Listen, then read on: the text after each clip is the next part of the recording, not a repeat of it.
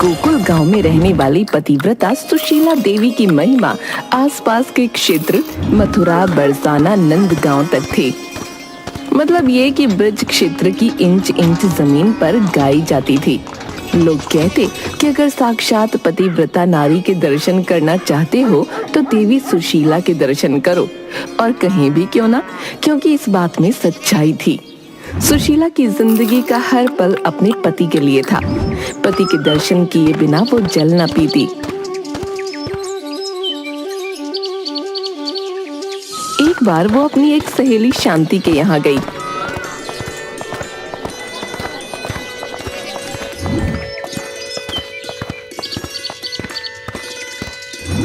आओ बहन सुशीला, बड़े दिनों के बाद आई हो, लेकिन समय पर आई हो। मैं बस अपने लिए भोजन परोसने ही वाली थी। हाँ बहन, आने के लिए तो बहुत दिनों से सोच रही थी। तुम्हें तो पता है घर के काम है कि खत्म ही नहीं होते, लेकिन आज मैंने सोच लिया था कि चाहे जैसे भी हो मैं तुमसे मिलने जरूर आऊंगी, और देखो मैं तुमसे मिलने आ गई। अच्छा किया बहन, चलो पहले हम दोनों बैठकर खाना खा लेते हैं, बाद में आराम से बात करेंगे। तुम्हारे पति भोजन करके चले गए? अरे नहीं नहीं बहन, मेरे पति तो परदेश गए हुए हैं, 2-4 दिनों बाद वापस आएंगे। सुशीला बड़े आश्चर्य से अपनी सहेली शांति को देखती है और फिर हाथ धोकर भोजन ग्रहण करने बैठ जाती है। शांति का पति कहीं परदेश गया हुआ था, लेकिन खाने के लिए शांति ने नाना प्रकार के स्वादिष्ट व्यंजन पकाए थे। सुशीला ये देखकर हक्की बक्की रह गई। वो तो पति की अनुपस्थिति में एक बूंद तक ग्रहण करने की बात नहीं सोच सकती थी, इसलिए उससे रहा न गया। वो शांति से बोली, बहन तुम कैसी स्त्री हो, तुम्हारे पति तो परदेश में है और तुमने अपने लिए इतने तरह के व्यंजन पकाए हैं। भला एक पतिव्रता को ये सब शोभा देता है? सच्ची पतिव्रता तो वो है जो पति को देखे बिना जल तक ना पिए। सुशीला की सहेली शांति बड़े मुंहफट स्वभाव की थी, दिल की भी वो बड़ी साफ थी। शांति बोली, बहन सुशीला, ये सब ढकोसलेबाजी मुझसे ना होती। अगर मैं अपने पति के बाहर होने पर भी अच्छा खाना खाती हूँ तो इसका मतलब ये तो नहीं होता कि मैं उन्हें नहीं चाहती। मैं तो जैसी खुश उनके सामने रहती हूँ वैसे ही उनके पीछे भी। अगर कोई मुझ पर उंगली उठाने पर तुला ही होगा तो मैं उसे रोक नहीं सकती। बाकी ये तो सिर्फ मैं जानती हूँ या मेरे पति कि हम एक दूसरे को कितना चाहते हैं। शांति के इस जवाब से सुशीला जल भून कर रह गई। उसने मुंह बनाकर कहा, ये सब तो ठीक है, लेकिन तुम पतिव्रता नहीं हो। पतिव्रता स्त्री के लिए शास्त्रों में लिखा है कि पति की गैर हाजिरी में वो जल तक न पिए। शांति ने इसका भी करारा जवाब दिया। बोली, ऐसे शास्त्र मेरे ठेंगे से। तुम शास्त्रों के बारे में ऐसी बात कर रही हो, गलत है। हमारे शास्त्रों में पति को ईश्वर के समान पूजनीय माना गया है और ईश्वर को भोग लगाए बिना भोजन करना पाप होता है। क्या कहा? हमारे पति ईश्वर है? हाँ, क्या तुम्हें किसी ने बताया नहीं? पति परमेश्वर होता है। मेरे लिए मेरा पति एक जीवित पुरुष है, मैं दिल से उसका आदर और सम्मान करती हूँ, लेकिन तुम्हारी तरह सब ढकोसले नहीं करती। ये तो सिर्फ मेरे पति जानते हैं कि मैं उन्हें कितना चाहती हूँ, और मुझे किसी को बताने की क्या जरूरत कि मैं अपने पति से कितना प्रेम करती हूँ। धीरे धीरे सुशीला और शांति के बीच की बात बहस में बदल गई, और फिर अंत में ये बात यहाँ तक बढ़ गई कि सुशीला तुनक कर अपने घर लौट आई।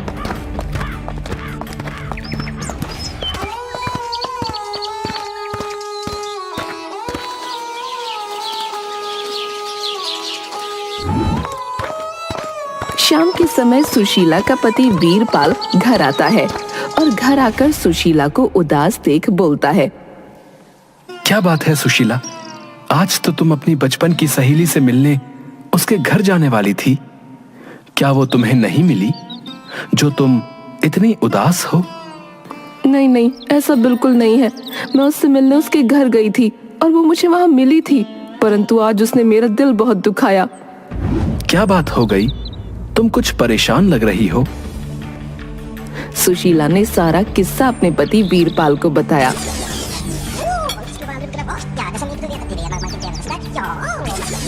वीरपाल भी सुशीला को बहुत चाहता था और उसकी निष्काम पति भक्ति से बहुत प्रभावित था।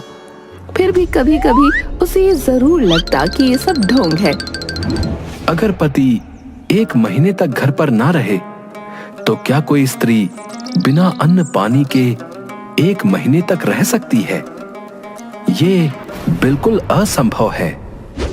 लेकिन हमारे शास्त्रों में एक पतिव्रता स्त्री के लिए यही नियम लिखे हैं और हमें इन नियमों का पालन करना चाहिए। तुम कैसी बातें कर रही हो? अगर कोई स्त्री इस बात पर अड़ ही जाए तो जीवित नहीं बच सकती। पति के लिए यदि एक पतिव्रता स्त्री के प्राण चले भी जाएं, तो उसे स्वर्ग मिलता है। हमारे शास्त्रों में इसका भी उल्लेख है। चलो ठीक है, अब इस बात को यहीं खत्म करते हैं। वीरपाल जानता था कि सुशीला अपने पतिव्रता व्रत के लिए बहुत ही दृढ़ है, इसलिए उसने इस बात को वहीं समाप्त करना उचित समझा। लेकिन उसने अपने मन में सुशीला की परीक्षा लेने का विचार बनाया।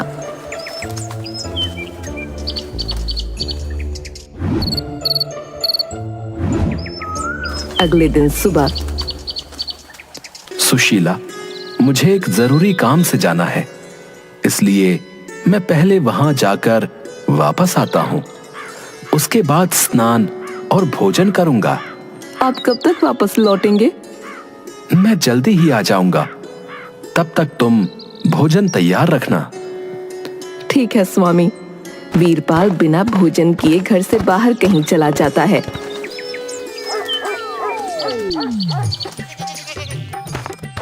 और काफी देर से घर लौटता है। उसे देखकर, आपने तो बहुत देर कर दी। मैं कब से आपकी राह देख रही थी। हाँ, थोड़ा काम होने में समय लग गया। चलो जल्दी से भोजन लगा दो, मुझे भूख लगी है। हाँ, मैं भोजन लगाती हूँ। आप जल्दी से हाथ धोकर आ जाइए।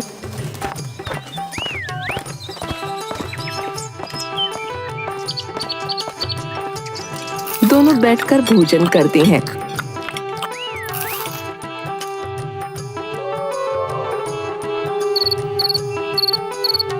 रात के समय सुशीला रात का भोजन परोसती है।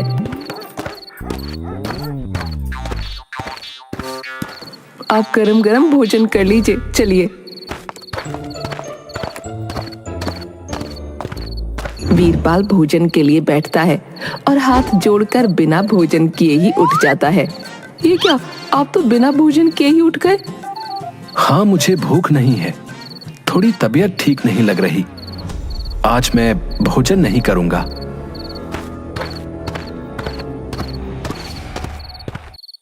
मुझे तो भूख लगी है, परंतु बिना पति के खाए मैं कैसे भोजन कर सकती हूँ? वो भोजन की परोसी हुई दोनों थालियां उठाकर रख देती है और भूखे पेट ही सो जाती है। पर रात भर भूखे पेट रहने की वजह से वो करवटें बदलती रहती है।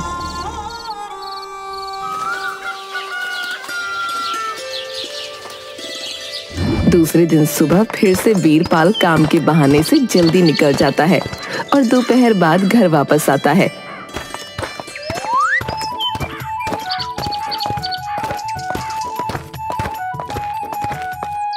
आ गए आप? जल्दी से हाथ मुंह धो लीजिए, मैं भोजन परोस देती हूँ। नहीं, बहुत देर हो गई है। अब इस समय भोजन करूंगा तो तबीयत खराब हो जाएगी, इसलिए सीधा रात को ही भोजन करूंगा। सुशीला का तो भूख से बुरा हाल हो चुका था, फिर भी पति के भोजन किए बिना वो भोजन कैसे कर सकती थी? आखिर ठहरी पतिव्रता नारी। कई दिनों तक वीरपाल तरह तरह से सुशीला को कसौटी पर कसता रहा, लेकिन सुशीला हर बार खरी उतरती। कभी वह स्नान देरी से करता, कभी खेत से दोपहर ढले लौटता, लेकिन सुशीला ने कभी भी पति के खाने से पहले पानी तक न पिया। एक दिन वीरपाल ने सुशीला से कहा, आजकल न जाने क्यों भोजन करने का दिल ही नहीं करता। मैं भी कुछ दिनों से ये देख रही हूँ कि आप भोजन करना ही नहीं चाहते। आपकी तबीयत तो ठीक है? तबीयत तो ठीक है, बस भोजन करने का दिल नहीं करता। आपको डॉक्टर को दिखाना चाहिए। नहीं, इसकी कोई जरूरत नहीं लगती। लेकिन इस तरह से भोजन न करने से तो आपका स्वास्थ्य गिरता जाएगा और मेरा भी। मैं तो तुमसे कहता हूं कि यदि मैं भोजन नहीं कर रहा हूं तो तुम तो भोजन कर लो। आपको पता है, आपके भोजन किए बिना मैं भी कभी भोजन नहीं करती हूँ। अगर मैं 10 दिनों तक भोजन नहीं करूंगा तो क्या तुम भी 10 दिनों तक भोजन नहीं करोगी? सुशीला के चेहरे का रंग उड़ जाता है। क्या आप 10 दिनों तक भोजन नहीं करने वाले हैं? अरे ऐसा नहीं है, मैं तो एक बात कह रहा हूं बस। आपका दिल कुछ तो खाने का करता होगा, वो बताइए, मैं आपके लिए भोजन में वही बना दूंगी। बहुत दिनों से तुमने खीर और पुए नहीं बनाए। एक काम करो, आज दोपहर के भोजन में खीर और पूरी बना लो, शायद वो खाकर मुझे अच्छा लगे। खीर और पुए का नाम सुनते ही सुशीला के मुंह में पानी आ जाता है, क्योंकि ये दोनों चीजें सुशीला को बड़ी प्रिय थीं। हाँ, आज तो मैं भोजन में खीर और पुए ही बनाऊंगी, आपको खाकर जरूर अच्छा लगेगा। तुम्हें भी तो खीर और पुए बहुत पसंद है, इसलिए खूब इलायची गरी डालकर पुए और चिरौंजी, किशमिश, केसर डालकर खीर बना लाओ। हाँ, मैं खूब इलायची में डालकर खीर और पुए बनाती हूँ। सुशीला खूब मन लगाकर खीर और पुए बनाती है। केसर, इलायची और देसी घी की सुगंध से बनाते समय ही सुशीला के मुंह में पानी आने लगा। खीर और पुए बनाने के बाद सुशीला अपने पति वीरपाल से बोली, भोजन तैयार है, अब आप झटपट स्नान करके आ जाइए और गर्मा गर्म खीर और पुए खा लीजिए। अरे, तुमने तो बड़ी जल्दी भोजन बना लिया। हाँ, सब कुछ तैयार है, बस आप जल्दी से भोजन करने आ जाइए। तुमने खीर और पुए में अच्छे से केसर और इलायची तो डाली है ना? सब कुछ डाला है, और वो भी भर भर के, आपको स्वाद आ जाएगा। तुम्हारे हाथों में स्वाद तो बहुत है, ये तो सच कहा तुमने। और तुम्हारे हाथ की खीर और पुए खाकर तो सच में स्वाद आ जाता है।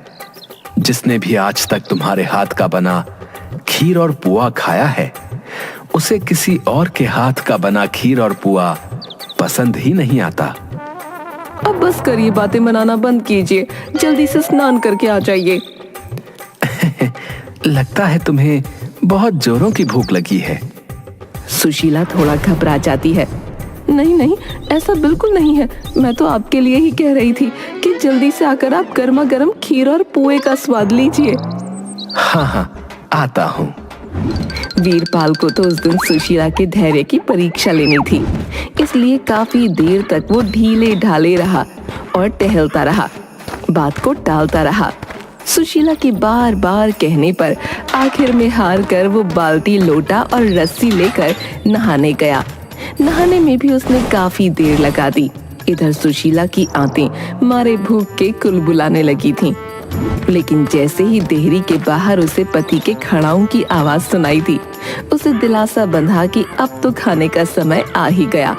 लेकिन जैसे ही पति ने देहरी के अंदर पैर रखे, दाएं पैर की खड़ाऊ से पैर ऐसा फिसला कि वो चारों खाने चित्त फैल गया। बाल्टी, लोटा हाथ से छूटकर दूर जा गिरे और ये देख सुशीला जिस हालत में थी वैसी ही दौड़ पड़ी। वीरपाल का सिर सहलाया। क्या हो गया? आप गिर कैसे गए? आप कुछ बोलते क्यों नहीं? कुछ तो बोलिए, आंखें खोलिए अपनी। सुशीला ने बहुत आवाजें दी, लेकिन सब बेकार। वीरपाल अगर जिंदा होता तब तो कुछ बोलता, लेकिन उसके तो प्राण पखेरु उड़ चुके थे, इसलिए वो भला कैसे बोलता। सुशीला की आंखें डबडबा आईं और गला भराया। उसका मन हुआ कि दहाड़ मार के रो पड़े, लेकिन तभी उसे खीर और पुए का ध्यान आया। सुशीला ने खुद में खुद से कहा, क्या कर सकते हैं, ये तो होनी थी, इसे कोई टाल नहीं सकता था। अब तो मेरा पति मर ही गया है, रोने से भी जीवित नहीं होगा।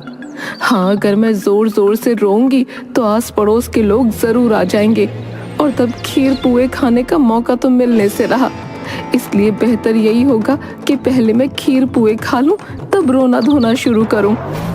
ये सोचकर सुशीला चुपचाप गई और जल्दी जल्दी खीर खाने लगी। पुए अगले दिन के लिए रख दिए, क्योंकि उनके खराब होने का डर न था। असलियत ये थी कि वीरपाल मरा नहीं था, बल्कि मरने का नाटक किए पड़ा था। इसलिए अपनी पत्नी की ये सारी हरकतें वो देखता रहा। जब सुशीला खीर खूब जी भर के खा चुकी तो झटपट मुंह धोया और लंबा सा घूंघट निकाल कर पति के पास गई और सीने से चिपट कर रोने लगी। रोने के साथ साथ वो ये भी कहती जाती थी, तुम तो चले परम धाम को, हम हुसों कुछ कहो। वीरपाल कुछ देर तक तो सुशीला के नकली प्रेम और दुख को सहन करता रहा, लेकिन अंत में उससे न रहा गया। तुम तो चले परम धाम को, हम हुसों कुछ कहो। जैसे ही सुशीला ने अपना जुमला खत्म किया, वैसे ही उसके पति वीरपाल ने उसी से मिलता जुलता एक जुमला जड़ दिया। खीर सपोड़ा करी तो पुअन कूते चक खो। अब तो सुशीला की ऐसी हालत हो गई कि काटो तो खून न निकले।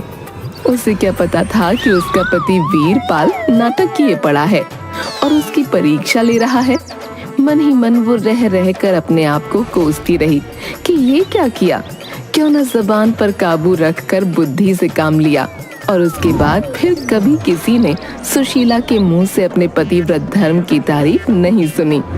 पहले जैसी डींगे हाँकना अब सुशीला ने बंद कर दिया था।